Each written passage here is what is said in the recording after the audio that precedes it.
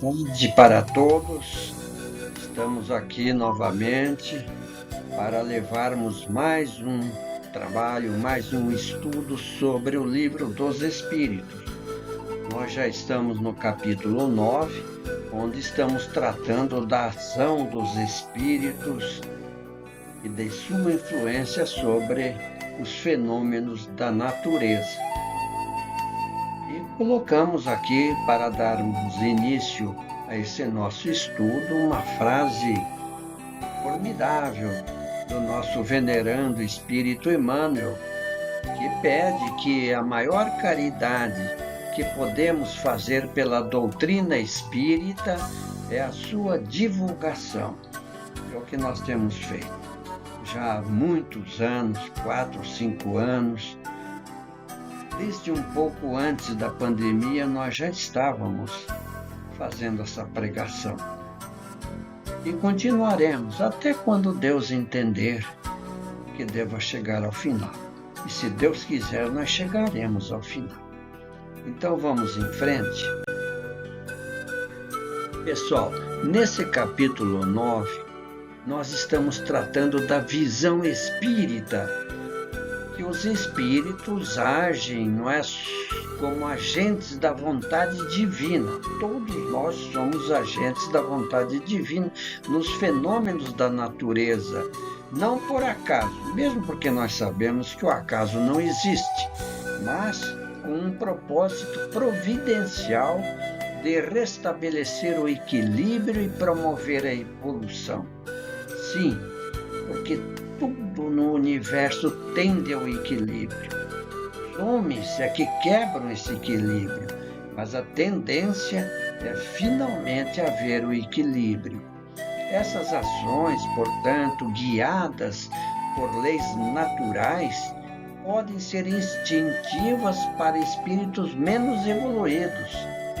Sim, esse instintivo porque eles ainda não têm a noção da mente, não é? Então agem mais por instinto para os menos evoluídos, ou então comandadas por entidades superiores, que essas sim têm a capacidade intelectual e moral muito elevada, servindo para a renovação do planeta e a harmonia geral, em que uma engrenagem se conecta com tudo, do átomo ao arcanjo. Nesse slide aqui nós estamos mostrando então, tudo se coordena na natureza, desde o átomo primitivo até o arcanjo, que ele mesmo começou pelo átomo. Somos criação do Autor Divino e devemos aperfeiçoar-nos integralmente. O Eterno Pai estabeleceu como foi universal que seja a perfeição, obra do cooperativismo entre Ele, o Pai, e nós, os seus filhos. É verdade, pessoal, a gente vem evoluindo desde tempos imemoriais. Passamos por todas as fases dos reinos da natureza para chegar ao reino hominal, que é o reino do ser humano.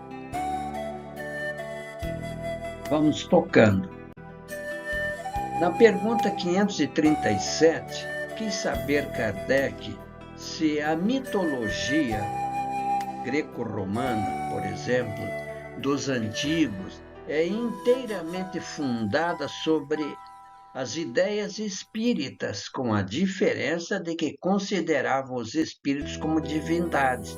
É verdade, pessoal. Na mitologia greco-romana, e aqui nós estamos apresentando a mitologia romana, então Júpiter era o deus principal, seria o nosso deus atual. Nós tínhamos Netuno, o rei dos mares, nós tínhamos Minerva, deusa da sabedoria, Marte, o deus da guerra, Diana, deus da caça, Mercúrio, deus do comércio, e assim por diante. Todos eles tinham a sua função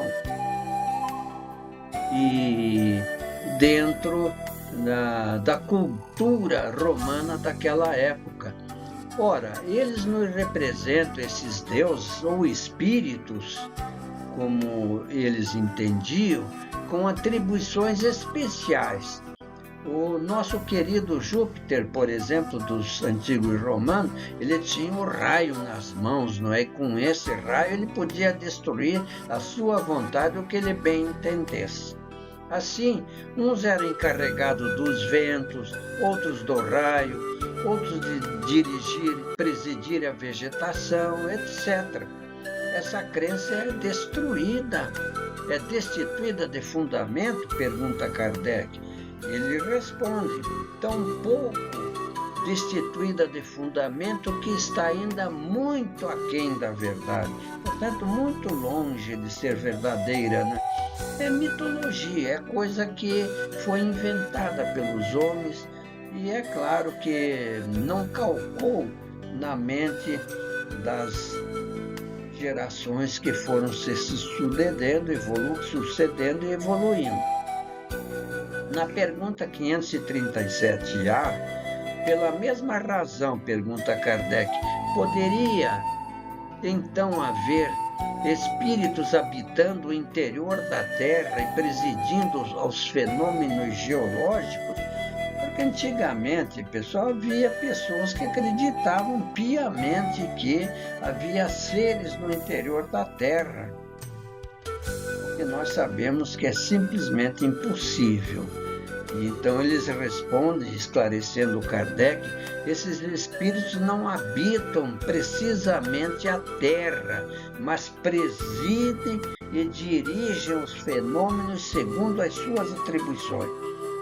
Olha, pessoal, na ordem divina desse Pai soberanamente inteligente, piedoso, misericordioso e bom, ele atribui tarefas para os espíritos, conforme a possibilidade intelectiva e moral de cada um.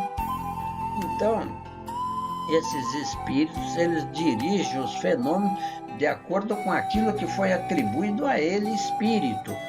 Para uns, eles explicam que todos os fenômenos...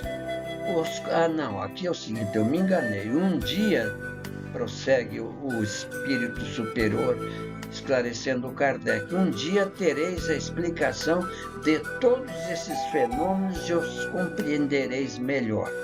É o seguinte, pessoal, que nós ainda não estamos devidamente preparados para entender certas verdades, mas uma coisa é correta, nós espíritas já estamos tendo conhecimento, são os espíritos que presidem os fenômenos da natureza, como nós vamos ver logo mais à frente.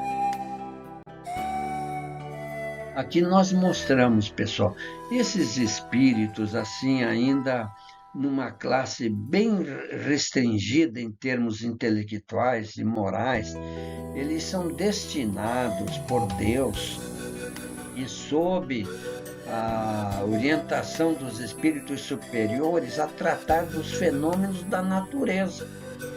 No passado eram chamados de doentes, de gnomos, de fadas e etc.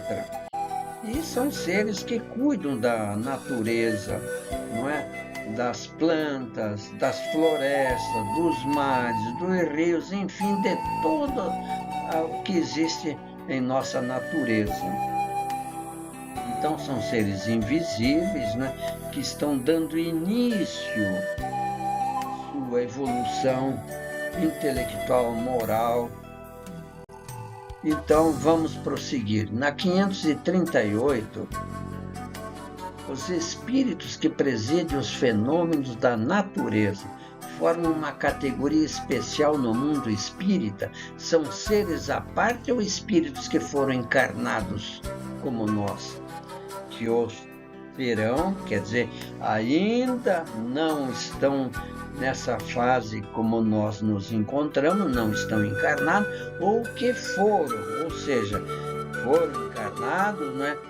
Progrediram e hoje são espíritos normais, como somos nós. Prosseguindo, 538A, quis saber Kardec, esses espíritos pertencem às ordens superiores ou inferiores da hierarquia espírita?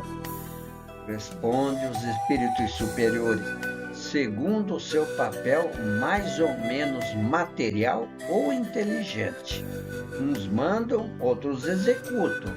Os que executam as ações materiais são sempre de uma ordem inferior, entre os espíritos como entre os homens. Aqui nós também temos aqueles que mandam e aqueles que obedecem. E no mundo moral, no mundo espiritual, também essa hierarquia é sagrada. Aqui a gente pode até enganar. Finge que está obedecendo uma ordem. Mas no mundo moral, quando um espírito superior transmite uma ordem, ela é imediatamente obedecida. O espírito inferior não pode recusar e não recusa de forma alguma.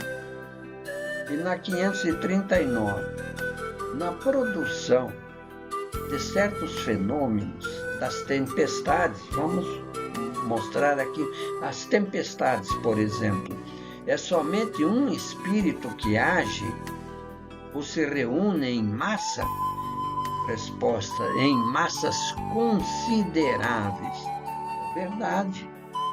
Porque, por exemplo, os fenômenos de uma tempestade em mar alto são esses espíritos que controlam esses fenômenos. Fenômenos que nós não imaginamos na sua integralidade, mas que têm um benefício. Quem não se lembra, por exemplo, daquela famosa passagem de Jesus na barca, não é, com todos os seus discípulos, e Jesus, cansado, estava adormecido. De repente, no mar encastelado, não é, começou a soprar uma forte ventania e as ondas se levantaram a tal ponto que os discípulos, apavorados, com o barco ameaçando sossobrar ante as ondas muito fortes, eles gritaram desesperados, acordaram Jesus: Mestre, vamos morrer. E Jesus então serenamente levantou-se e falou para acalmar o vento e as ondas, e tudo se acalmou.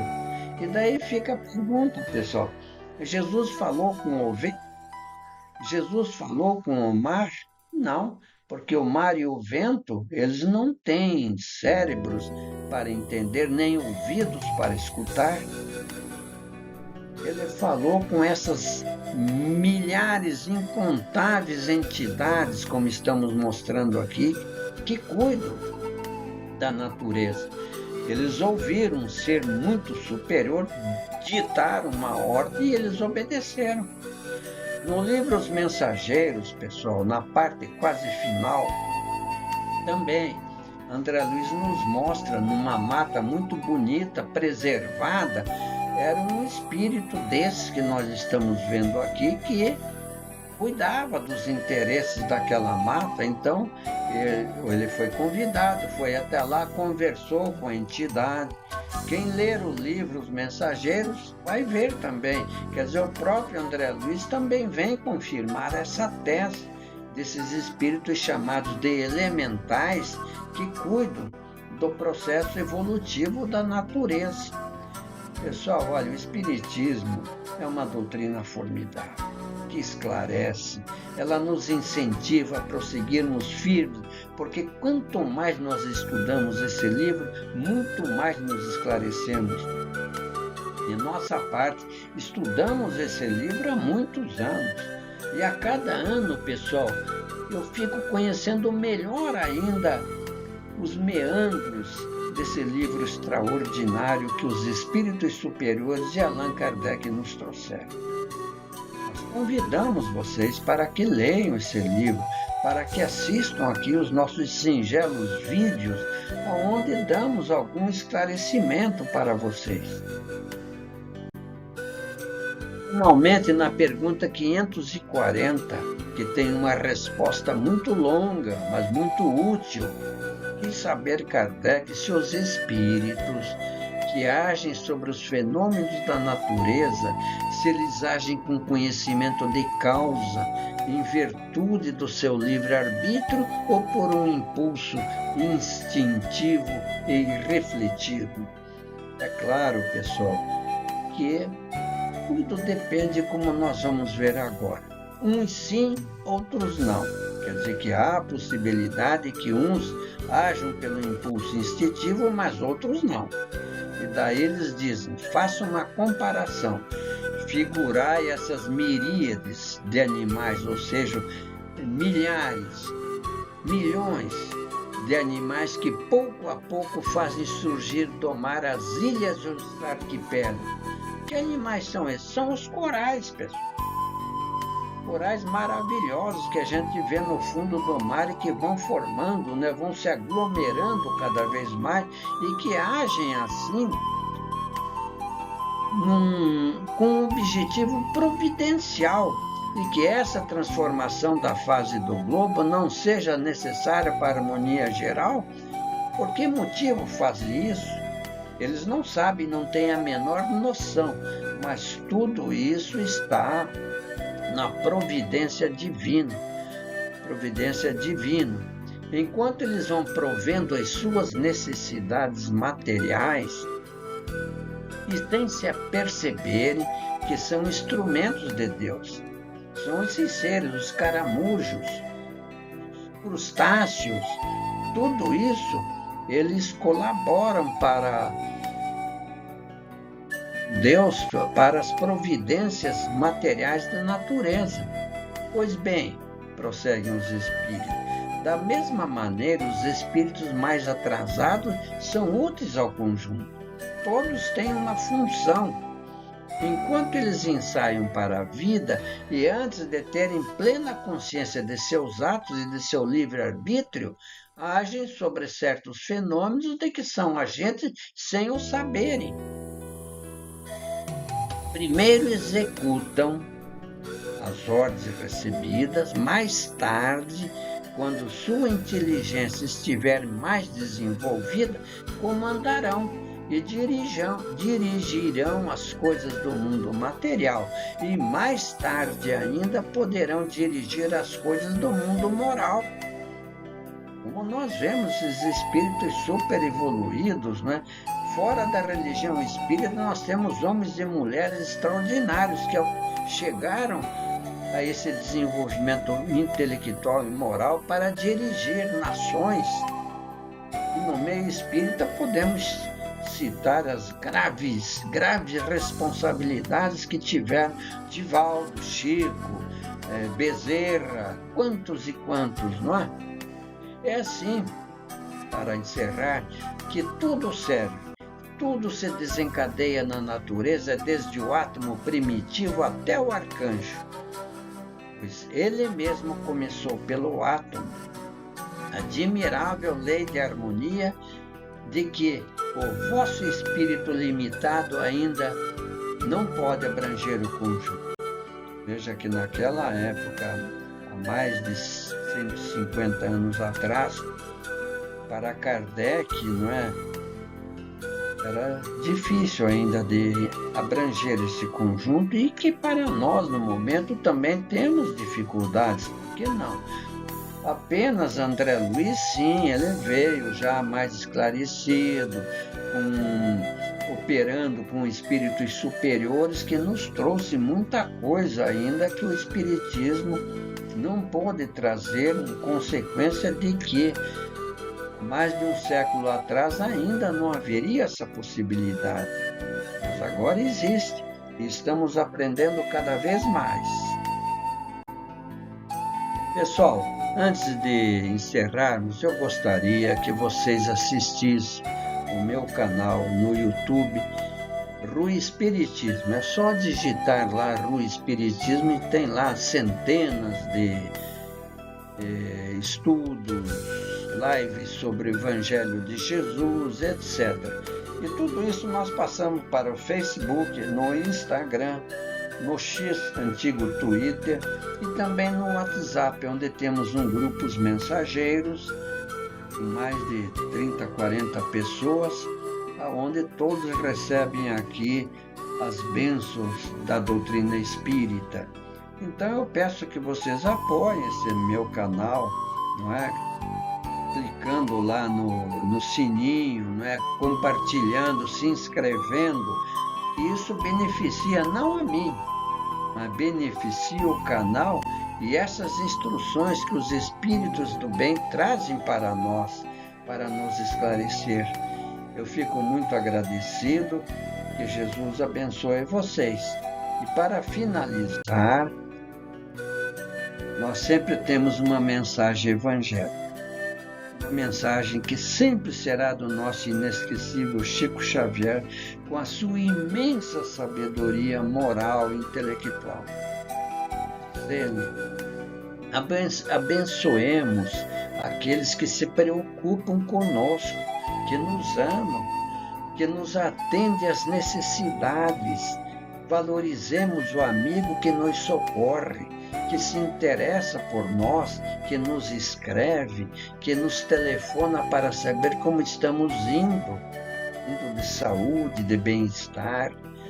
E ele termina dizendo assim: a amizade é uma dádiva de Deus. Mais tarde haveremos de sentir falta daqueles que não nos deixam experimentar solidão. Olha, pessoal, que maravilha! Se a gente pensar bem, como nós somos gratos a essas pessoas queridas, são familiares, amigos, tantas e tantas pessoas que nos amam, nós somos gratos.